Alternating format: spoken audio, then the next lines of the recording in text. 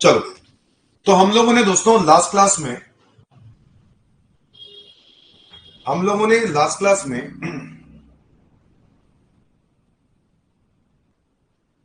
एक तो what is tax पढ़ चुके हैं हम लोग कि टैक्स होता क्या है, बोलो यस और नो। इसके बाद हमारा अगला क्वेश्चन था डीटी वर्सेस आईडीटी, इन दोनों में क्या डिफरेंस होता है। इसके बाद हम लोग क्या क्वेश्चन कर चुके हैं, इसके बाद हम कर चुके हैं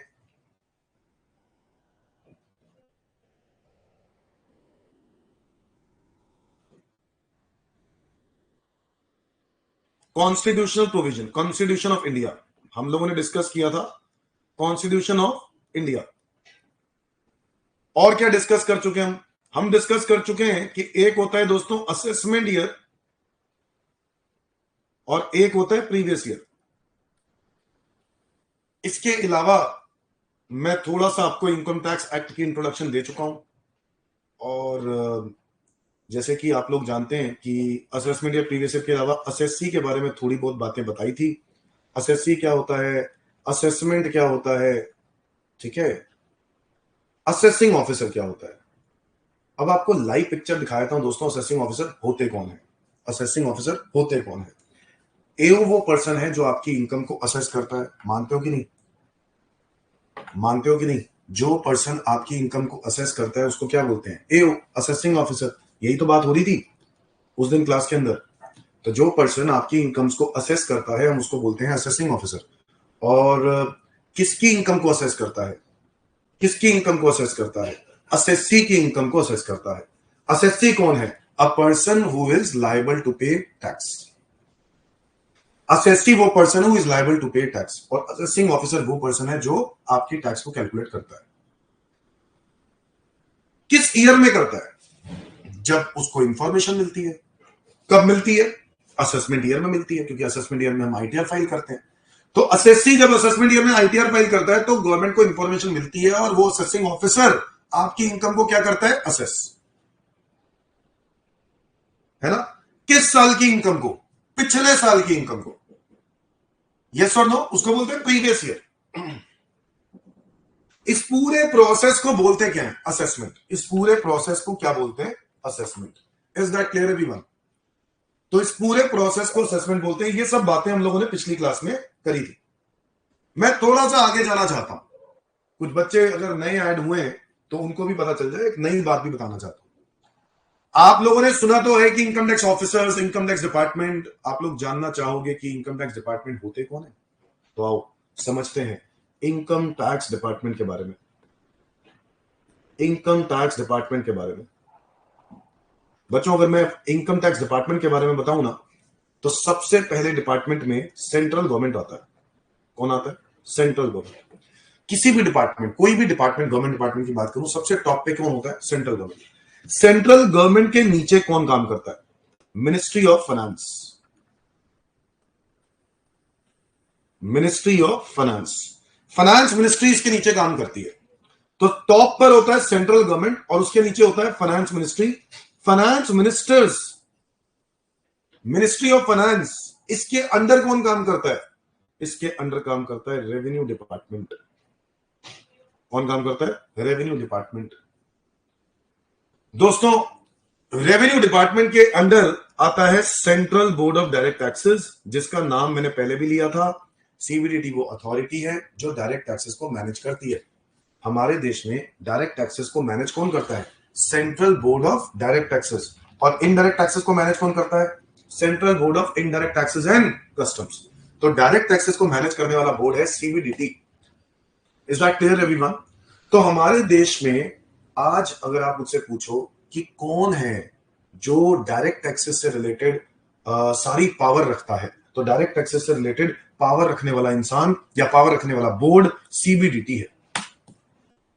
इसके ऊपर के लोग तो मिनिस्ट्री में आ जाते हैं। ये मिनिस्ट्री है, revenue department, finance ministry, central government. Knowledge कुछ नहीं है, नॉलेज कुछ नहीं है, बट हाँ कह सकते हो कि इनके ऊपर है, बिकॉज ऑफ हमारे देश का स्ट्रक्चर ही कुछ ऐसा है। सीबीडीटी वैसे देखा जाए तो ज्यादा पावरफुल है क्योंकि इनको डायरेक्ट टैक्सेस की पूरी नॉलेज है। दोस्तों, central board of direct taxes, ये हमारा डिपार्टमेंट की बात कर रहा हूं मैं, डिपार्टमेंट की बात कर रहा हूं मैं। अब सीबीडीटी जो डिपार्टमेंट है उसके इस बोर्ड के नीचे कौन काम करता है? Chief commissioner of income tax. Short में बोले तो CCIT, chief commissioner of income tax. Chief commissioner of income tax दोस्तों सीबीडीटी के अंडर काम करता है। अच्छा, समझ गए बात? Chief commissioner of income tax CBDT के अंडर काम करता है। चीफ कमिश्नर के नीचे भी कोई होता है? जी हां, कमिश्नर ऑफ इनकम टैक्स। कौन होता है? Commissioner of income tax.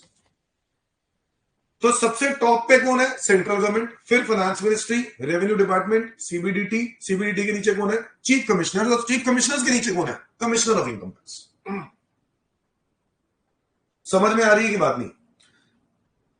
आपको ये पता लगाना है कि आपकी इनकम को असेस कौन करता है, क्योंकि हम लोग ये स्टार्ट क्यों कर रहे हैं? हम लोगों ने ये पढ़ना इसलिए स्टार्ट किया क्योंकि मैं आपको ये बताने वाला हूं कौन लोग होते हैं जो आपकी इनकम को असेस करते हैं। क्या मोदी जी असेस कर सकते हैं? मोदी जी को मोदी जी को कॉल करके बोले मेरी इनकम पे टैक्स निकाल दो? नहीं। क्या फाइनेंस मिनिस्टर हो सकते हैं? निर्मला सीतारमन? नहीं। कौन होगा इनमें से? क्या रेवेन्यू डिपार्टमेंट का हेड होगा, या सीबीडीटी होगा, या chief commissioner of income tax होगा, या कमिश्नर ऑफ इनकम टैक्स होगा? नहीं दोस्तों, इनमें से कोई नहीं है।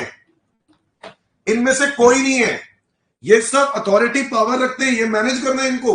इनके नीचे भी आगे भी बंदे होते हैं। इनकम टैक्स डिपार्टमेंट के अंदर कमिश्नर के नीचे, मैं यहां से स्टार्ट कर रहा हूं, कमिश्नर के नीचे कौन होता है?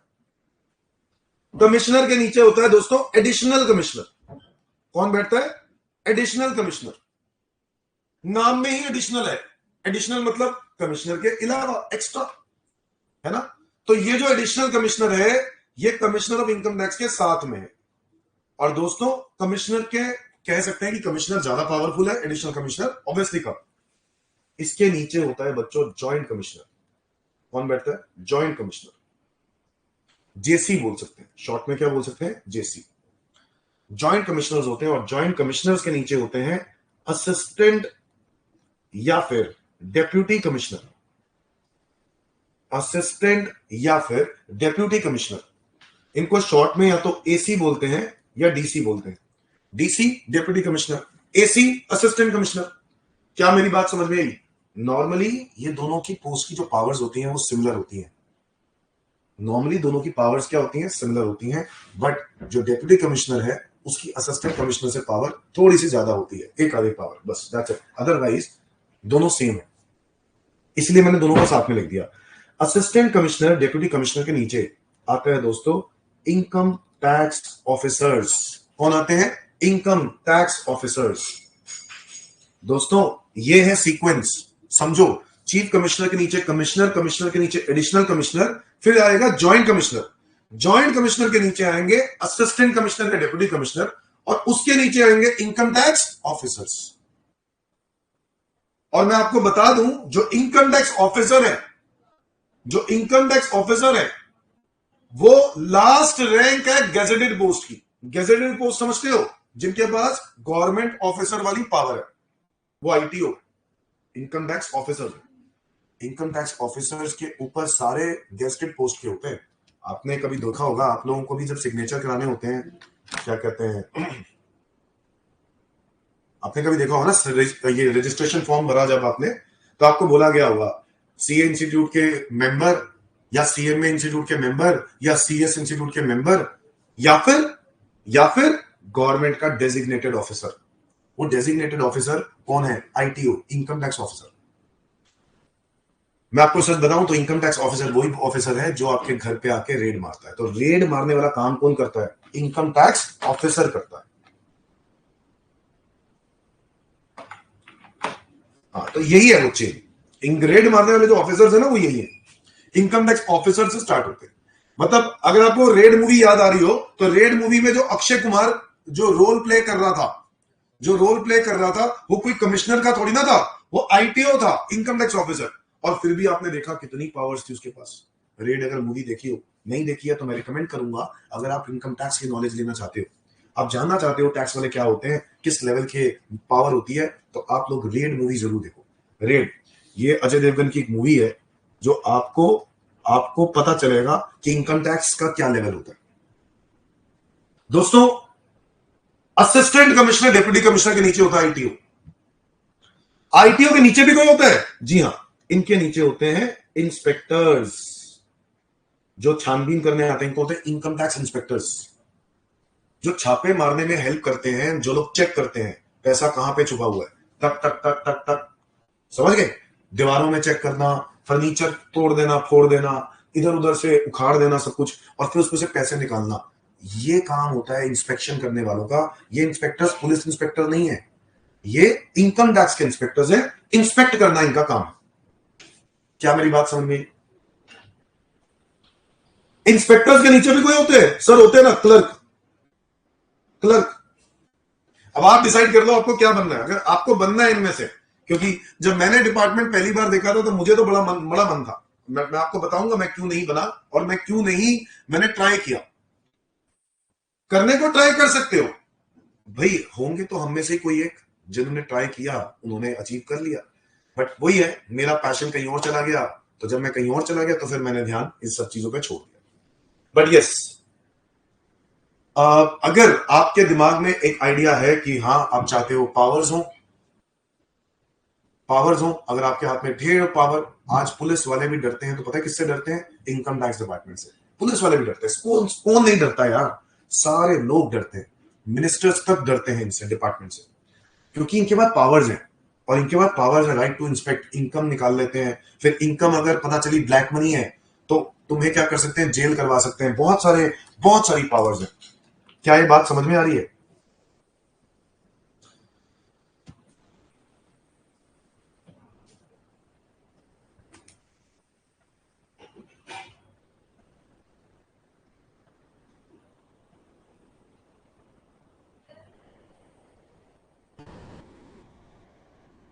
आतंकवादी बनना है? आतंकवादी बन सक, तू बनी हुई है बेटा। तू आतंकवादी बनने की क्या जरूरत है भूमि? तू तो बनी हुई आतंकवादी।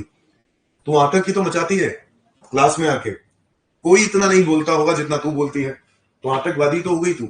चल अब इधर देख, ठीक है? अब इधर देख, मैं बोल रहा हूं कि ये डिपार्टमेंट है।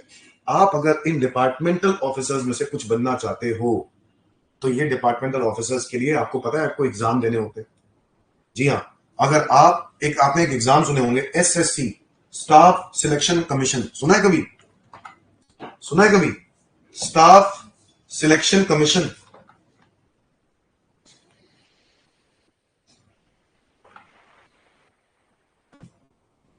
सुना है कभी स्टाफ सिलेक्शन कमीशन? इसके एक एग्जाम्स होते हैं। ये एग्जाम्स बेसिक होते हैं, जैसे आपके जनरल नॉलेज, इंग्लिश, ठीक है, और आपकी क्वांटिटेटिव एप्टीट्यूड, लॉजिकल रीजनिंग, ऐसे एग्जामिनेशन होते हैं। अब आईटीओ आप बन सकते हो अगर आप बनना चाहो। एसएससी के एग्जाम क्वालिफाई करो, आईटीओ बन जाओ। 15 साल बाद, 15 साल बाद असिस्टेंट कमिश्नर बन जाओगे, और उसके 15 साल बाद ज्वाइंट कमिश्नर बन जाओगे। इनकी पोस्ट एक्सपीरियंस बेसिस पे होती है। क्वेश्चन है, इनमें से सर कौन आपकी इनकम को असेस करेगा? हु ऑल आर एओ, इनमें से कौन आपकी इनकम को असेस करेगा? इनमें से कौन आपकी इनकम को असेस करेगा? Who has right? तो क्या मोदी जी करेंगे? क्या निर्मला सीतारमन जी करेंगी? नहीं। क्या सीबीडीटी का चेयरमैन करेगा? चीफ कमिश्नर करेगा? कमिश्नर करेगा? नहीं। एडिशनल कमिश्नर करेगा? नहीं। तो दोस्तों याद रहे, रैंक 1 असेसिंग ऑफिसर में रैंक 1 है जेसी, रैंक 2 है एसीडीसी, और रैंक 3 है आईटीओ। इसका मतलब क्या है कि सबसे पहले आपकी इनकम्स को असेस करने के लिए जो इंफॉर्मेशन, जो डेटा जाएगा, वो जाता किसके पास है? आईटीओ के पास, इसी के पास जाता है। और अगर इससे ना हो पाए तो एसीडीसी के पास जाता है, मतलब इससे हेल्प ली जाती है एसीडीसी से। और अगर एसीडीसी से भी ना हो पाए तो ज्वाइंट कमिश्नर। क्या मेरी बात समझ में? Who all are assessing officers ये हैं। और मैंने आपको बताया इसके एग्जाम्स आपको क्या करने हैं, आपको एसएससी के एग्जाम क्वालिफाई करने हैं, आप आईटीओ बन जाओगे। 15 साल बाद एसीडीसी, 15 साल बाद जेसी। अब बच्चे के दिमाग में सवाल है,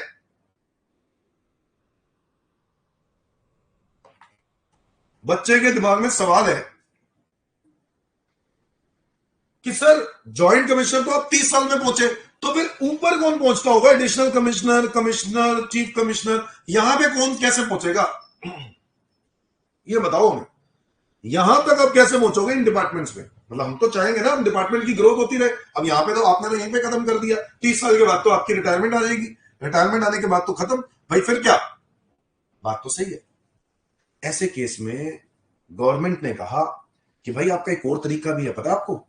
पढ़ लिख कर जाओ और पढ़ाई करो। कह रहा और कौन सी पढ़ाई होती है? इसकी एक पढ़ाई होती है दोस्तों, आईआरएस के एग्जाम्स, इंडियन रेवेन्यू सर्विसेज। देखो मैंने तो एसएससी के नहीं दिए क्योंकि मुझे लोअर पोस्ट पे जाना नहीं था। जाना था तो अगर बड़ा करेंगे करेंगे, नहीं तो करेंगे तो बड़ा करेंगे, नहीं तो कुछ भी नहीं करेंगे। तो आईआरएस के एग्जाम्स देने का सोचा था। और आईआरएस मतलब इंडियन रेवेन्यू सर्विसेज, जैसे आईएएस होता है इंडियन एडमिनिस्ट्रेटिव सर्विसेज, आईपीएस होता है इंडियन पुलिस सर्विसेज, वैसे ही इंडियन रेवेन्यू सर्विसेज। ये एग्जाम देने का प्लान करा। ये एग्जाम है बड़े खतरनाक, इसमें प्रीलिम्स होते हैं, उसके बाद मेंस होते हैं।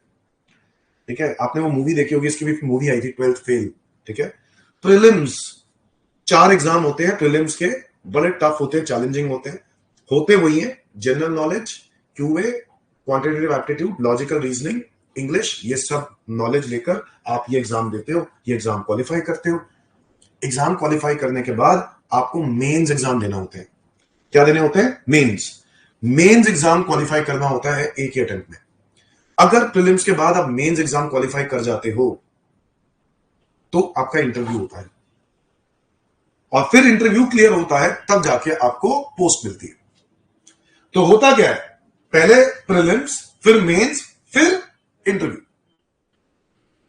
इनमें से कोई भी स्टेज आपकी क्लियर नहीं हुई, समझ गए, तो आपको दोबारा करना पड़ता है प्रीलिम्स। अच्छा, मतलब भगवान ना करे कि अगर मैं आपको यह कह दूं कि आप इंटरमीडिएट में हो, एग्जीक्यूटिव में हो, और ये क्वालिफाई हो जाता है, और नहीं, ये तो करे भगवान, बट ये क्वालिफाई होने के बाद फाइनल क्वालिफाई ना हो, तो आपको ये बोला जाए कि पहले फाउंडेशन दोबारा दो। मतलब कितनी मुश्किल से कोई बच्चा कहां पे पहुंचता है फाइनल तक, फाइनल क्वालिफाई ना हो तो आपको बोला जाए दोबारा फाउंडेशन दो, क्योंकि ये कंसेक्यूटिव अटेम्प्ट में क्वालिफाई करना है। क्या सीएस सीएमए में ऐसा है? नहीं, बट आईएएस में ऐसा है। क्या? प्रीलिम्स दो, प्रीलिम्स के बाद मेंस, मेंस के बाद इंटरव्यू। अगर आपको मेंस क्लियर नहीं हुआ ना, प्रीलिम्स दोबारा देना पड़ेगा। एक तो बच्चा इतनी मेहनत से पहुंचता है मेंस पर, और उसके बाद अगर वो मेंस क्लियर नहीं हुआ, प्रीलिम्स दोबारा दो। लो जी लो, लो जी लो। है ना मुश्किल बात? है ना मुश्किल बात? अब ये बात जब सुनी तो मैंने कहा यार फिर भाई उसके लिए फिर सपोर्ट चाहिए ना, घर से भी सपोर्ट चाहिए। घर वालों ने भी बोल दिया नहीं हो पाएगा, रहने दे, ठीक है, नहीं हो पाएगा, फिर छोड़ दिया। मैंने कहा रहने देते हैं, फिर ज्यादा ही हो रहा है कुछ। प्रीलिम्स, मेंस, बट अगर आप अभी भी कर सकते हो, आपकी एज है, मेरी तो एज निकल गई, 29 होती है शायद लास्ट एज, जब तक आप ये आईआरएस के एग्जाम दे सकते हो, आप दे सकते हो।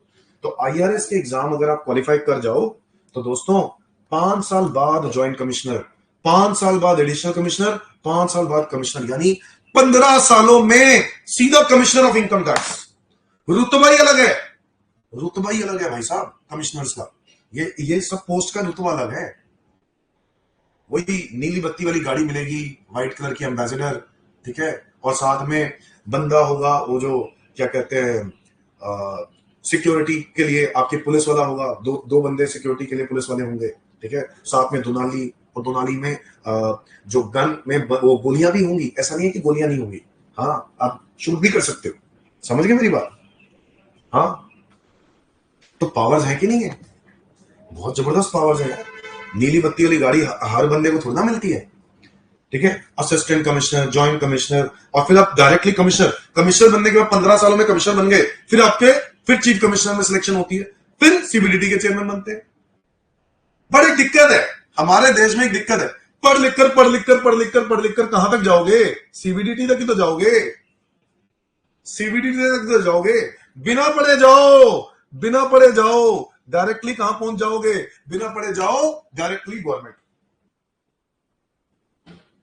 Directly government. क्या बात है, ये हमारे देश का स्ट्रक्चर ही कुछ इस तरीके से है। पढ़ाई करके जाओगे तो आपकी पोजीशन मैक्सिमम सीबीडीटी तक रहेगी, बट बिना पढ़े जाओगे डायरेक्टली सेंट्रल गवर्नमेंट। वाह भी वाह, वाह भी वाह, हमारा देश। महान।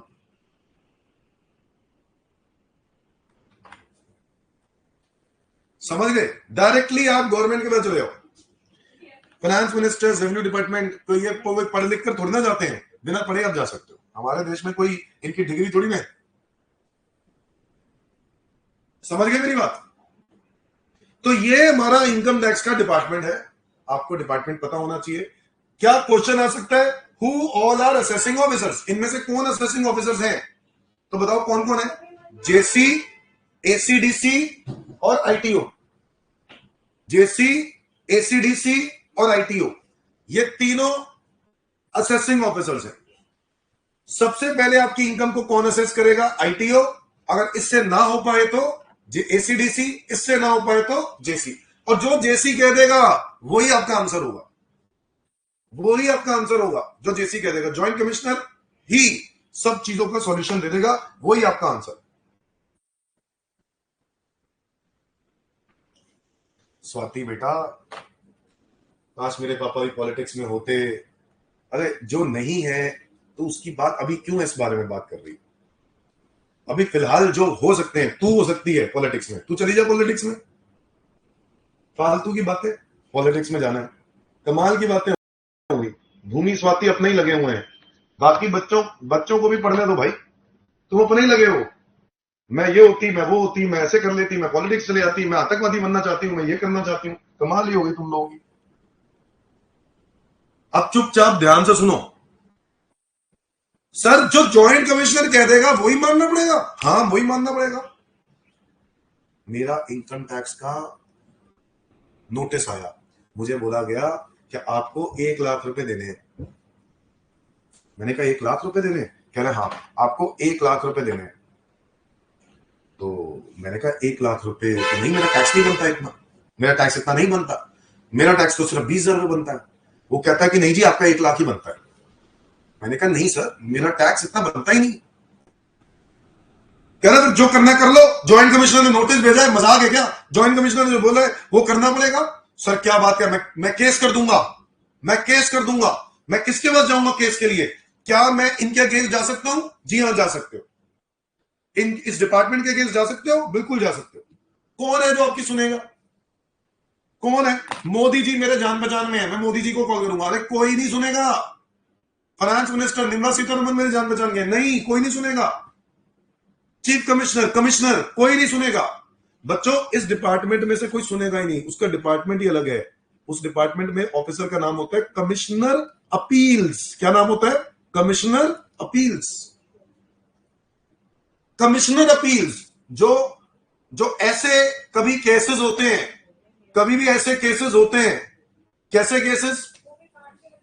अगर अगर इनकम टैक्स का कोई केस है, अगर आपको इनकम टैक्स वालों के अगेंस्ट जाना होगा तो क्या करेंगे?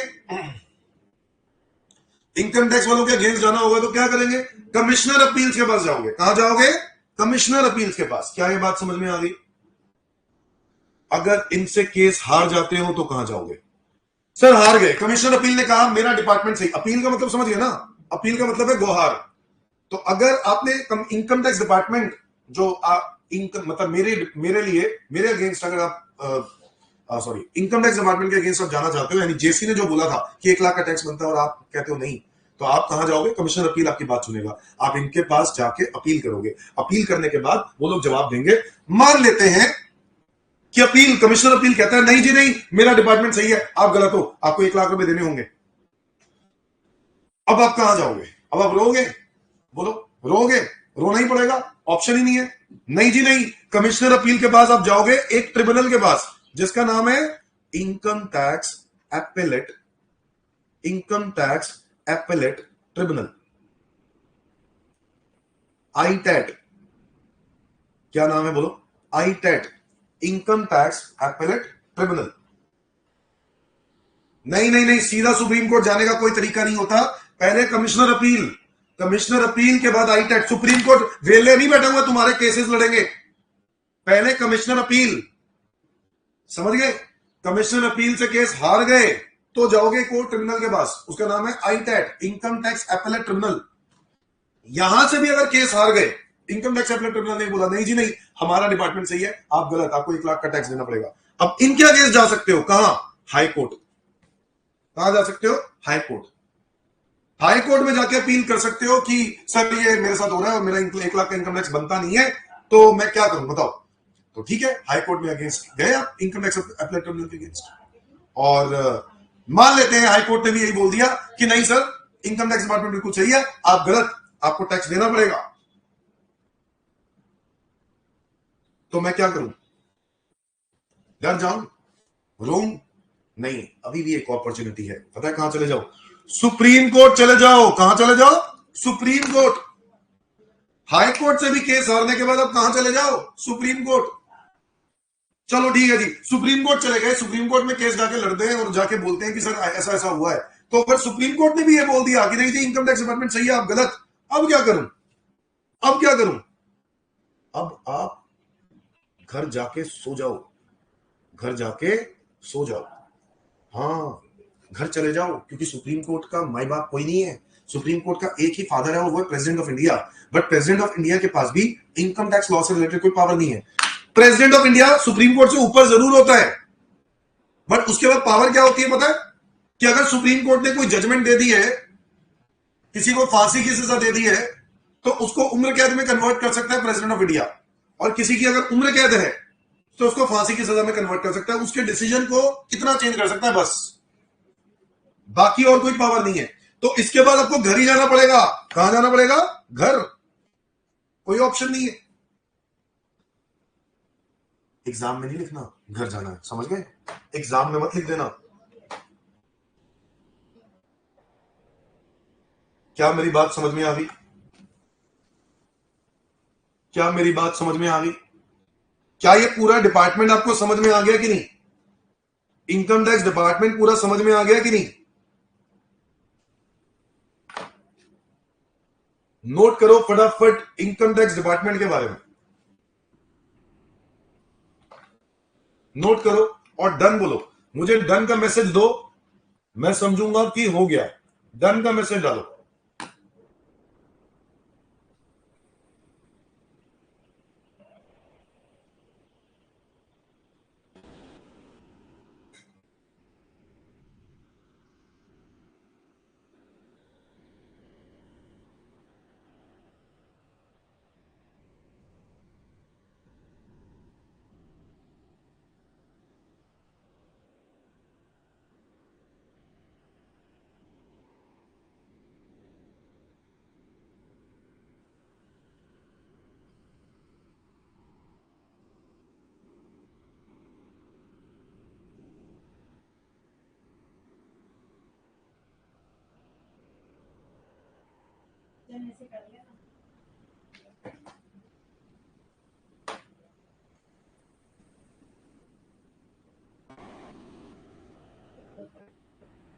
बहुत बढ़िया, बच्चों का डन का मैसेज आ गया। मैं उम्मीद करता हूं सबने कर लिया।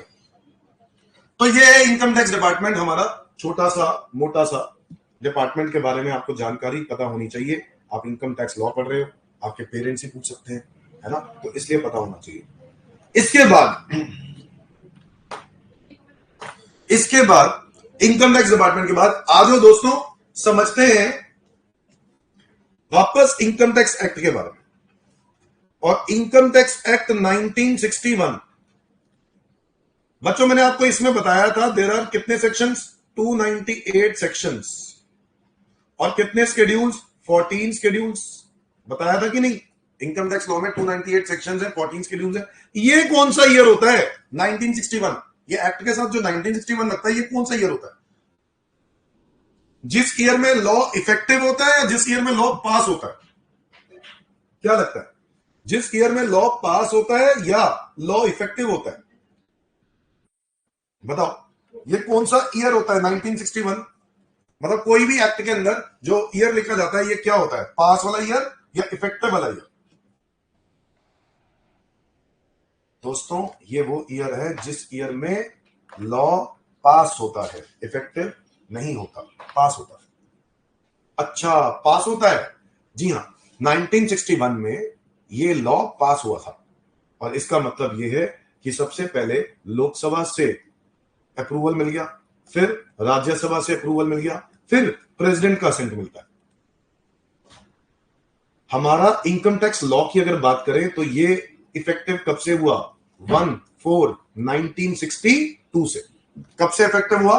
1/4/1962 से। समझ गए?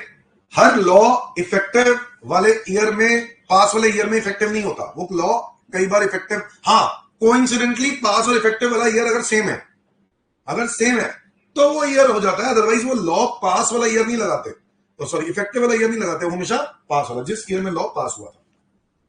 क्या ये बात समझ में आ गई? क्या ये बात सबको समझ में आ गई? तो पास हुआ था। अच्छा ठीक है जी। तो सबसे पहले लोकसभा से पास होता है, फिर राज्यसभा से पास होता है, फिर प्रेसिडेंट का अप्रूवल मिलता है और जाके फिर लॉ एक्ट में कन्वर्ट हो जाता है। यानी पहले बताया बिल होता है, फिर बिल किस में कन्वर्ट होता है? एक्ट में। इस तरीके से। अब इनकम टैक्स में हमें बहुत बड़ा, बहुत इंपॉर्टेंट बात समझनी है, और वो समझनी है कि इनकम टैक्स लगता है किस पर? इनकम पर। कौन सी इनकम पर? दोस्तों हमारी जो इनकम्स हैं वो 5 तरह की होती हैं। कितने तरह की होती हैं बताओ? 5 तरह की इनकम्स होती हैं। एक, income under the head salary. अगर मैं दोस्तों जॉब करता हूं, क्या करता हूं? जॉब, तो मैं क्या कमाता हूं? सैलरी इनकम, तो वो सैलरी इनकम हो गई। Income under the head house property. अगर मैं प्रॉपर्टी को लेट आउट करता हूं, तो जो लेट आउट करके रेंट कमाता हूं वो इनकम कहां जाएगी? हाउस प्रॉपर्टी में। Income under the head PGBP, इसका फुल फॉर्म बोल दूं? Profit and gains of business और प्रोफेशन। क्या ये बात समझ में आ रही है? अगर आज मैं कोई बिजनेस करता हूं या मैं कोई प्रोफेशन रन करता हूं, प्रोफेशन, अरे भाई जो आप करने जा रहे हो, डिग्री लेने जा रहे हो, वो प्रोफेशन ही तो है। कल को प्रैक्टिस करोगे अपनी, चाहे आप चार्टर्ड अकाउंटेंट बन जाओ, चाहे आप कॉस्ट अकाउंटेंट बन जाओ, कंपनी सेक्रेटरी बन जाओ, डॉक्टर हो, लॉयर हो, ये लोग जो अपनी प्रैक्टिस करते हैं उसमें क्या कमाते हैं? इनकम। तो वो जो प्रैक्टिस करके इनकम कमाते हैं ना, वो कौन सी इनकम है? प्रोफेशनल इनकम है। कौन सी इनकम है? Professional income. बिजनेस क्या हो सकता है? मैन्युफैक्चरिंग, ट्रेडिंग, सर्विस, ये क्या है? बिजनेस। सो दोस्तों बिजनेस से अगर मैं कोई इनकम कमाता हूं, बिजनेस से कोई प्रॉफिट कमाता हूं, या तो वो, या प्रोफेशन से जो मैं इनकम कमाता हूं, या तो वो, ये दोनों ही इनकम्स कहां से जाती हैं? पीजीबीपी में। मेरे हेड का नाम है, इनकम का नाम है पीजीबीपी। क्या ये बात समझ में आ रही है? पीजीबीपी का full form profit and gains of business और profession. Is that clear everyone? Job करता हूं तो क्या कमा रहा हूं? तनख्वाह कमा रहा हूं, सैलरी। हाउस प्रॉपर्टी को रेंट पे दे रहा हूं तो रेंटल इनकम कमा रहा हूं। बिजनेस करता हूं या प्रोफेशन करता हूं तो कौन सी इनकम है? PGBP income. अच्छा बच्चों मुझे एक बात बताओ, मेरे को देख के मेरी इनकम कहां जाती होगी? सारे बच्चे बताओ, क्या मेरी इनकम प्रोफेशन में जाती होगी या मेरी इनकम जॉब में जाती होगी? Salary income. क्या मुझे सैलरी मिलती है यहां पर? नहीं दोस्तों, मैं यहां पे एम्प्लॉय नहीं हूं। एम इंस्टीट्यूट में मैं एम्प्लॉय नहीं हूं, बट कुछ लोग वहां पर एम्प्लॉय भी हैं। कुछ लोग एम्प्लॉय भी हैं जो वहां पर स्टाफ बैठा हुआ है, उनको कौन सी इनकम मिलती है? सैलरी। उनको क्या मिलती है? सैलरी। मेरी कौन सी इनकम है? मुझे फीस का कुछ शेयर मिलता है। अगर फीस का परसेंटेज मिलेगा तो मेरी कौन सी इनकम है? ये प्रोफेशनल इनकम है। कौन सी इनकम है? प्रोफेशनल इनकम है। Teaching profession. अच्छा अगर स्कूल की बात करें तो स्कूल में टीचर्स काम कर रहे हैं, वो भी उनका प्रोफेशन है, बट वो एम्प्लॉयर एम्प्लॉय रिलेशनशिप में है, तो इसलिए उनको सैलरी इनकम मिलती है। क्या मिलती है? सैलरी। यार एक बात बताओ, कल को आप सीए में कर लेते हो, आपके नाम के आगे डिग्री लग गई, आप नाम के आगे डिग्री से अगर आप जॉब कर रहे हो, करोगे अगर जॉब तो मिलेगी तो सैलरी ना। नहीं समझे? जॉब करोगे तो सैलरी मिलेगी, बट अगर आप यही काम प्रैक्टिस कर रहे हो, अब जैसे मैं हूं, मैं जॉब तब मान सकता हूं कि मैं कर रहा हूं अगर मैं सिर्फ और सिर्फ कहां पढ़ा रहा हूं? यहीं पर। बट मैं यहां पे पढ़ाने के लिए सिर्फ लायबल नहीं हूं, तो मैं कहीं और भी पढ़ा सकता हूं। ठीक है, मैं कहीं भी पढ़ा सकता हूं। तो ऐसे केस में मेरी इनकम यहां पे कौन सी इनकम है? प्रोफेशन की, कंसल्टेंसी की तरह। क्या मेरी बात समझ में आ रही है? बट जो एम्प्लॉयर एम्प्लॉय रिलेशनशिप हो जाता है वो रिस्ट्रिक्ट हो जाते हैं, वो वहीं पर ही काम करेंगे, इसलिए उनकी इनकम क्या होती है? Salary income. क्या होती है? Salary income. Is that clear everyone? तो ये हो गया प्रोफेशन और बिजनेस, मैंने आपको कुछ एग्जांपल देके बताया। अच्छा, और कौन सी इनकम हो सकती है? Capital gain. क्या हो सकता है दोस्तों? जी हाँ, कैपिटल गेन इनकम भी हो सकती है। सर ये क्या होती है? बच्चों, अगर मैंने मान लो कोई लैंड खरीदी 50 लाख की, लैंड कितने की खरीदी? 50 लाख की, और मैंने उसको सेल कर दी, sale of capital asset, sale of capital asset, मैंने 50 लाख की लैंड खरीदी, 60 लाख की सेल आउट कर दी, कितने रुपए कमाए? 10 लाख कमाए। क्या होगी ये मेरी? Capital gains. क्या होगी ये मेरी? Capital gains. Is that clear everyone? Capital asset को बेचने पर जो गेन हो रहा है उसको हम क्या बोलेंगे? Capital gains. और हाउस प्रॉपर्टी इनकम कौन सी हुई? जॉब से कमाई हुई, सॉरी, किराए पे, प्रॉपर्टी जो किराए पर दी, वो जो इनकम हो रही है वो हाउस प्रॉपर्टी। और अगर मैं जॉब कर रहा हूं तो वो कौन सी इनकम है? सैलरी। इसके अलावा कौन सी इनकम होती है?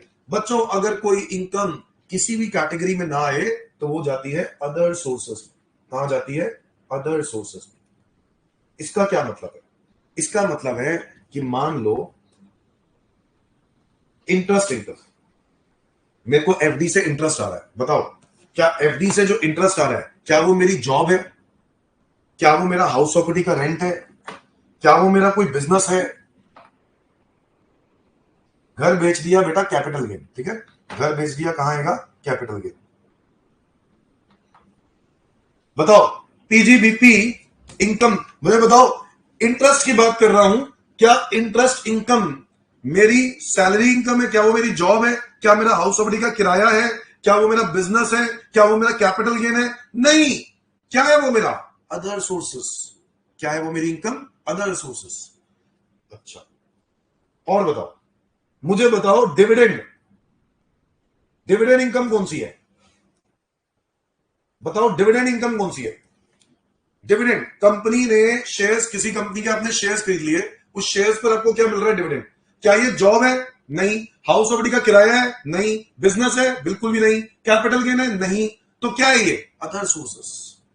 गिफ्ट, बताओ, गिफ्ट, गिफ्ट आपको पेरेंट्स ने गिफ्ट दिया 10 लाख रुपए, आपके पेरेंट्स ने आपके घर में भाई मोबाइल फोन दिया आपको गिफ्ट में, पेरेंट्स ने दिया, दिया ना? अब वो जो मोबाइल फोन दिया वो गिफ्ट, गिफ्ट जो दिया वो क्या इनकम है? इनकम तो है, बट दोस्तों याद रहो, पेरेंट्स कुछ भी दें, पेरेंट्स कुछ भी गिफ्ट करें, फुली एग्जेम्प्ट होता है। पेरेंट्स कुछ भी गिफ्ट करें, फुली एग्जेम्प्ट होता है। कोई स्ट्रेंजर दे, रिलेटिव्स के अलावा कोई देते, नॉन रिलेटिव, तो ऐसे केस में वो इनकम टैक्सेबल होती है। हम पढ़ेंगे इसके बारे में, हम पढ़ेंगे इसके बारे में, बट अभी के लिए इतना समझना है कि गिफ्ट इनकम अगर आएगी तो कहां आएगी? अदर सोर्सेज में। पेरेंट से मिलेगा तो एग्जेम्प्ट है, पेरेंट से मिलेगा तो एग्जेम्प्ट है, उसमें मुझे टैक्स नहीं देना।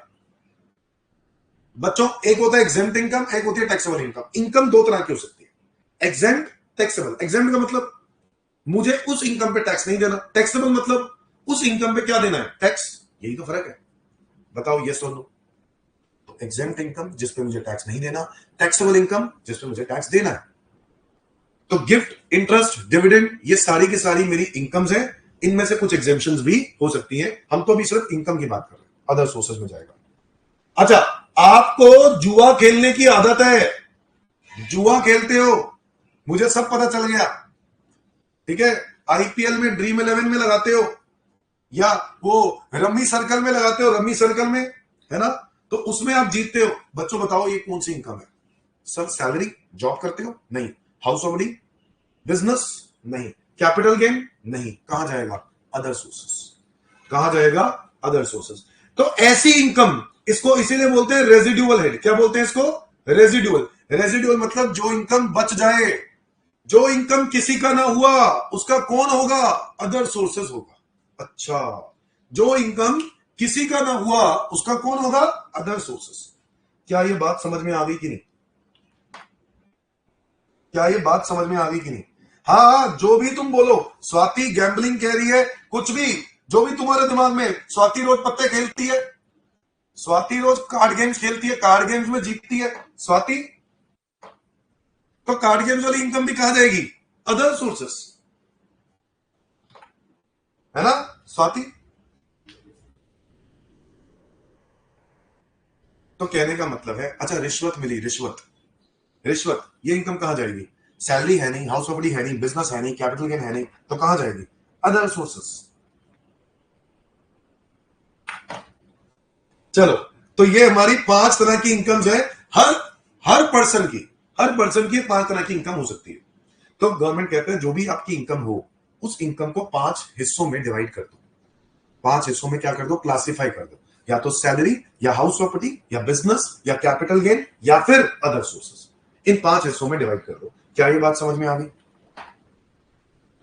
कमीशन, अब तुम बताओ, कमीशन अगर मेरा काम ही यही है कमीशन, जैसे डीलर, प्रॉपर्टी डीलर, तो वो इनकम कहां जाएगी बताओ? कमीशन ही काम है मेरा, तो बिजनेस, पीजीबीपी, मेरा काम ही यही है ना, पीजीबीपी में जाएगा। बट अगर मान लो मैं जॉब कर रहा हूं, साइमल्टेनियसली मैंने किसी का प्रॉपर्टी बिकवा दी और मैंने कमीशन कमा ली, साइमल्टेनियसली, मेरा काम नहीं है ये, तो वो अदर सोर्सेज में जाएगा। यस और नो? तो डिपेंड करता है वो मेरा मेन काम है या नहीं। क्या ये बात समझ में आ गई? बेटा सब तेरे पास आए हैं, सब तेरे से मिलने आए हैं स्वाति, ध्यान से देख, तेरे घर के आसपास आ गए होंगे। अब इधर देखो, मेरी बात को ध्यान से सुनो। तो इनकम 5 तरह की होती है, सबको ये बात समझ में आ गई ना? उस इनकम पे हमें टैक्स देना होता है, तो आपको अपनी इनकम को क्लासिफाई करना होता है इन 5 तरह के हेड्स में। Is that clear everyone?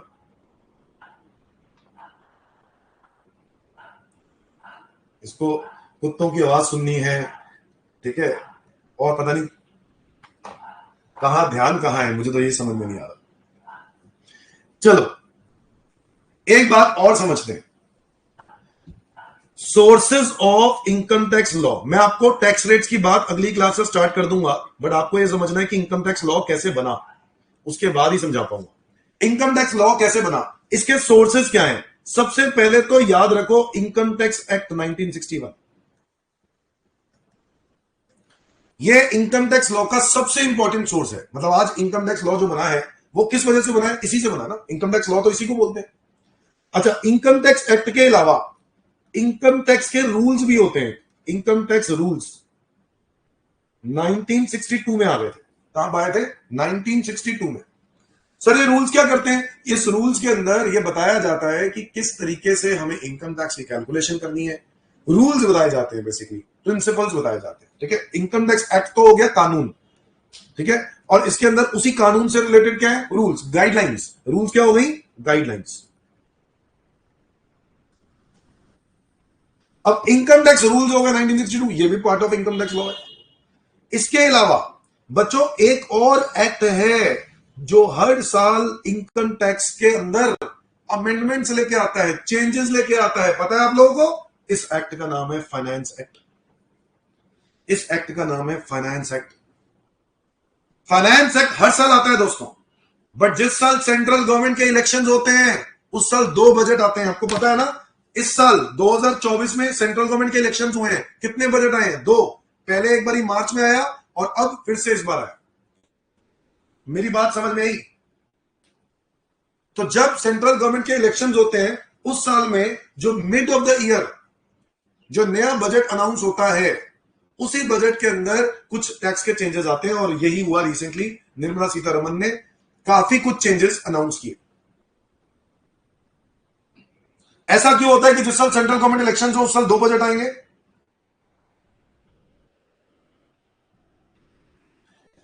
बताओ स्वाति बेटा, ये सब बातें अलग से भी पूछ सकते हैं, हम अलग से बात करेंगे इस बारे में। अभी पहले जो चल रहा है उसको चलने देना, बीच में इंटरप्ट करी जा रही है। अब ध्यान से सुन, फाइनेंस एक्ट की बात कर रहे हैं, तो फाइनेंस एक्ट क्या लेके आता है? ये लेके आता है अमेंडमेंट्स, चेंजेस। हर साल जो भी इनकम टैक्स में चेंजेस आते हैं वो आपके एग्जाम्स के अंदर एप्लीकेबल हो जाते हैं, और जिस साल सेंट्रल गवर्नमेंट के इलेक्शंस आते हैं उस साल 2 बार चेंजेस आते हैं, ठीक है। ऐसा क्यों होता है? क्योंकि भाई जो सरकार ने मार्च में अनाउंस किया था इस साल, हो सकता है इस बार बीजेपी ना आती, तो क्या जो कांग्रेस आती तो क्या वो उनका बजट चलने देती? नहीं, इसलिए वो बजट होता ही इंटरिम पीरियड के लिए। इंटरिम मतलब 6 महीने के लिए। वो बजट जब आया था तो वो बना अप्रैल मई जून जुलाई अगस्त सितंबर के लिए, यानी सितंबर तक वो 6 महीने का बजट चलेगा। और इसके बाद जो बजट है जो अभी रिसेंटली अनाउंस किया वो अक्टूबर से स्टार्ट हो जाएगा, यानी अक्टूबर से लेकर मार्च तक के लिए बजट कौन सा लगेगा? बजट 2024 ये वाला जो अभी अभी आया था, जो न्यू गवर्नमेंट अनाउंस करती है। क्या ये बात समझ में आ गई? So income tax act 1961, income tax rules 1962, finance act is also a part of income tax law, क्योंकि इसके अंदर क्या आते हैं? चेंजेस। जो भी इनकम टैक्स में चेंजेस आते हैं वो सब इसके अंदर अपडेट हो जाते हैं। इसके अलावा सर्कुलर्स, इनकम टैक्स सर्कुलर्स निकालता है, सीबीडीटी निकालता है। कौन निकालता है? CBDT, circulars. ये सर्कुलर्स होते हैं दोस्तों क्लैरिफिकेशंस, कानून में क्लैरिफाई करने के लिए सर्कुलर्स निकाले जाते हैं, और ये भी is a part of income tax law, is a part of income tax law. Circulars के अलावा होते हैं दोस्तों नोटिफिकेशंस। क्या होते हैं? नोटिफिकेशंस। और नोटिफिकेशंस भी जब लेके आते हैं तो ये भी कौन निकालता है? सीबीडीटी निकालता है। ये भी, ये क्या है? ये अमेंडमेंट्स है। अमेंडमेंट्स का मतलब क्या होता है? इनकम टैक्स में चेंजेस लेके आना, इनकम टैक्स में चेंजेस लेके आना। तो वो इनकम टैक्स में चेंजेस कौन लेके आता है? सीबीडीटी, नोटिफिकेशंस के थ्रू। समझ में आ रहा है कि नहीं? तो इनकम टैक्स एक्ट हो गया 1961, इनकम टैक्स रूल्स हो गया 1962, फाइनेंस एक्ट हो गया जो कि हर साल अपडेट होता है, सर्कुलर्स सीबीडीटी के थ्रू, नोटिफिकेशंस सीबीडीटी के थ्रू। ये सब इनकम टैक्स लॉ का हिस्सा है। अब तुम बोलोगे सर अमेंडमेंट्स तो इसमें भी आप कह रहे थे अमेंडमेंट्स आते हैं। हाँ, इसमें भी अमेंडमेंट्स आते हैं और इसमें भी आते हैं, नोटिफिकेशंस में। यार अगर मुझे ड्यूरिंग द ईयर बीच में कुछ अमेंडमेंट लेके आना हो तो क्या करेंगे? बजट की वेट थोड़ी ना करेंगे अगले साल बजट आएगा, नहीं, during the year, mid of the year में ही कुछ करना है तो अमेंडमेंट निकालना होगा नोटिफिकेशन के थ्रू। तो गवर्नमेंट नोटिफिकेशन निकालती है। क्या निकालती है? नोटिफिकेशन। और नोटिफिकेशन के थ्रू अमेंडमेंट्स पास करती है। Is that clear? इसके अलावा भी सर कुछ इनकम टैक्स लॉ है। जी हां, पता है क्या? सुप्रीम कोर्ट की जजमेंट्स और हाई कोर्ट की जजमेंट्स, बच्चों जो सुप्रीम कोर्ट के डिसीजन होते हैं, हाई कोर्ट के डिसीजन होते हैं, वो लॉ बन जाता है। पता है आपको ये बात? सुप्रीम कोर्ट के और हाई कोर्ट के जो डिसीजन होते हैं वो क्या बन जाता है? लॉ बन जाता है। जजमेंट्स वो कानून होते हैं। तो कई बार हम इनकम टैक्स लॉ में पढ़ेंगे कि लॉ में कुछ लिखा है बट उसके ऊपर सुप्रीम कोर्ट ने ये नोटिफिकेशन निकाली हुई है, सुप्रीम कोर्ट ने ये बताया हुआ है, तो as per supreme court decision या as per supreme court judgment हम लोग उसके अकॉर्डिंगली अपना आंसर फाइंड आउट किया करेंगे। तो सुप्रीम कोर्ट और हाई कोर्ट सुप्रीम कोर्ट जब कोई लॉ में चेंजेस लेके आता है ना, it supersedes the income tax law. Income tax law में जो चेंज था उसके अंदर अगर सुप्रीम कोर्ट ने कोई जजमेंट बोल दी तो उस सुप्रीम कोर्ट की बात ही मानी जाती है, तब इनकम टैक्स लॉ की वैल्यू खत्म हो जाती है। तो sources of income tax law में सबसे पहले कौन आता है? Income tax act 1961, income tax rules 1962, finance act, circulars, notifications, supreme court और हाई कोर्ट की जजमेंट्स। ये सब इनकम टैक्स लॉ का क्या है? सोर्स होता है। क्या होता है इनकम टैक्स लॉ का? Source, is a part of income tax law. Is that clear everyone? क्या ये बात समझ में आ गई? फटाफट नोट करो और डन बोलो। क्या ये बात समझ में आ गई? These all are the sources of income tax law.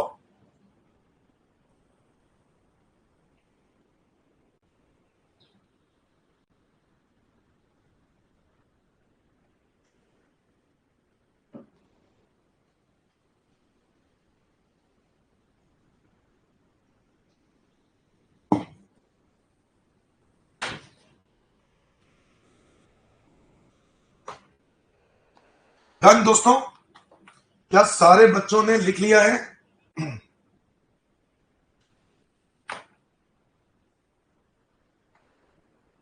Done? That's it. आज के लिए इतना ही करते हैं दोस्तों। आज मैंने आपके साथ क्या क्या चर्चा करी? आज मैंने आपके साथ चर्चा करी है, पहले तो हम लोगों ने डिस्कस किया है क्या? इनकम टैक्स का डिपार्टमेंट। फिर हमने उसमें डिस्कस किया था who all are assessing officers. फिर हमने डिस्कस किया इनकम टैक्स एक्ट 1961 के बारे में, जो वैसे हमने पहले पढ़ लिया था। हमने फिर पढ़ा इनकम की डेफिनेशन कि इनकम कितने टाइप की होती है। और फिर हम लोगों ने डिस्कस किया sources of income tax law. ये बात अगली क्लास तक आप पढ़ के आओगे। मैं अगली क्लास में प्रैक्टिकल टॉपिक स्टार्ट कराऊंगा इनकम टैक्स में। तो हाथ में क्या लेके आएंगे? कैलकुलेटर। ये देखो, ये ऐसा होता है कैलकुलेटर।